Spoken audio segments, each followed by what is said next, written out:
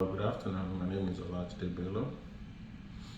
Today I'll be making a presentation on behalf of my group about engineering ethics and how it relates to IKEA furniture takeover that happened in between 2014 and 2016.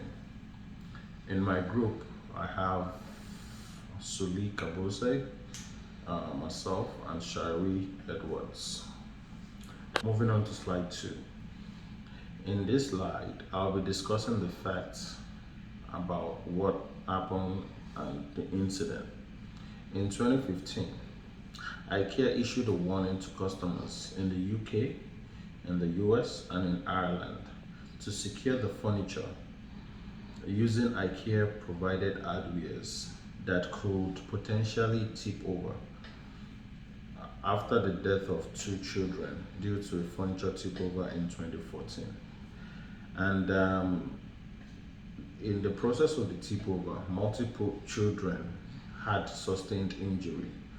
In 2016, after the death of the third child, as a result of IKEA furniture tip over, IKEA had to recall all their dressers and other similar items that are considered to be insecure and that could possibly tip over. During this period, there was over 29 million pieces of furniture that was recalled as a result of design error. Proceeding to slide 3. So on slide 3, we'll be discussing the ethical issues that surrounded the furniture tip over and what could have caused these tip overs. One of the issues that could have caused was that there was no standards at the time that governed the production of furniture, and there was no law that guided the stability of furniture. Basically, each furniture company could decide on the standards that they could produce their furniture. And then the last one was that the customers that was the victim of these tip overs, that were at the receiving end of this tip over, were not aware of the tipping hazards. So there is like some information where there was no full disclosure as to what kind of furniture they had, if it has the tendency to tip over or not, and then they were not aware that they could anchor the furnitures to the wall. Proceeding to slide 4. In this slide, we'll be discussing a little bit about the potential preventative steps that IKEA took during this tip over time and during this recall process. So in those periods, there was legal suits that was filed against IKEA, and there was a law formulated eventually, and the law is currently passed by the House of Representatives and still pending at the Senate. Also, at that point, customers were required to sign an agreement of full disclosure of how to secure the furniture to the wall, and that helped customers and consumers to protect themselves from the tip over. Finally, the anti-tip hardware were more readily available to customers who would like to purchase IKEA furniture at that point. Moving on to the next slide. So in this slide, I'll be discussing about the resolution that eventually happened after the lawsuits. So eventually IKEA was to pay a sum of $96 million in settlements to family of the children who died as a result of the tip over. IKEA made donations to hospitals and Shane Foundation totaling $250,000. And IKEA require all shoppers at US stores to acknowledge they must attach the furniture to the wall. Eventually, now they're taking proactive steps to ensure that the furnitures are well secured to the wall. IKEA employees undergo safety training every 2 months, and thereon for communication posted in stores about tip over risk was made known, and other stores followed suit to avoid litigations. Furniture manufacturer, including anti-tip adwares or instruction tips over risk units. So most of these furniture makers eventually added these anti-tip adwares to most of their furnitures to prevent litigation against and to protect the furniture from tipping over. Going on to the next slide. In slide 6, I'll be discussing about the resolutions and further area of study and discussions that we can deduce from the tip over that happened. Currently, there is a study act that is currently in progress, just like I said earlier. This study act borders around standards and requirements that will be enforceable for furniture manufacturer.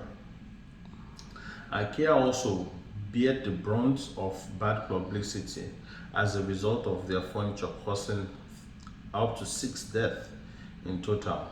So moving on to the next slide.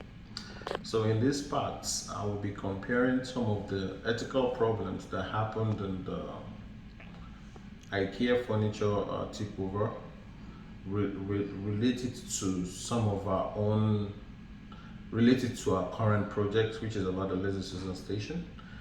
Just to refresh your knowledge, Lazy Susan Station is about a self-controlling water irrigation system that we intend to build. And since we are considering invasive species, that is species that are soon to be extinct, there is more likelihood that the success rate might not be what we expect, and then it's most of our materials mean that they are not renewable, are not made out of renewable materials. It might not be recyclable. So and then another thing that we consider that could be is the safety issue. So we'll definitely work out to make sure that it's safe for employees and users or consumers of the Lazy Susan Station. Moving on to the next slide. So in this slide, I'm going to be discussing a little bit about what we have on the screen. In the yellow marks, those are safety things to consider while for the furniture tip over, to avoid furniture tip over. And in the greens are the safety laws and standards that needs to be adhered to.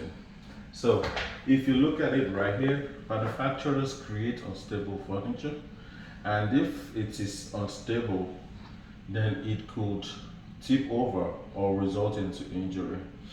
To safely prevent against this, the safety standards and laws must exist that would guard against creating furniture that are unstable. If you go to the line 2, customers refuses to install anti-tip adwares. This may result into a tip over, but to prevent this, customer cannot purchase the furniture if they are not willing to purchase the adwares to avoid the tip over. Those are regulations that could be put in place. Anti-tip adwares was installed improperly. That also involved technical training of those who are going to install these adwares, and that to resolve this problem, we can say test adwares before installing units, and those that are actually doing the installation should be professional enough and should have a certification before they can be employed to make the installation. Also, if the units are loaded in an unsafe manner, so most of the time we have our customers not loading these materials evenly. So unbalanced loading might cause a furniture to tip over. So to guard against that, instruction of safe loading should be provided in the manual for the consumers. And customers cannot access anti-tip hardwares. So at a point, if there is a shortage on the hardware that secures the furniture to the wall, sold with new units. So just to refer back to what we said earlier, if the customer refuses to install the hardware to secure to the wall, the furniture should not be sold. So if the furniture is available and the hardware to secure the furniture to the wall is not available, then IKEA shouldn't have sold those items at that point. So, and finally, unit is frequently accessible to children. So in areas where they know there is high volume of children, IKEA products should be inspected on a daily basis and considered for safety checks, maybe on a daily basis or on a weekly basis, or periodically to avoid a tip over. So going on to the next slide, which is almost the final slide. Going on to the last slide, we have our references, and it is listed up here on the screen. And this concludes my presentation for today. If you have questions, feel free to leave a message in the trend that we created through this video. Thank you.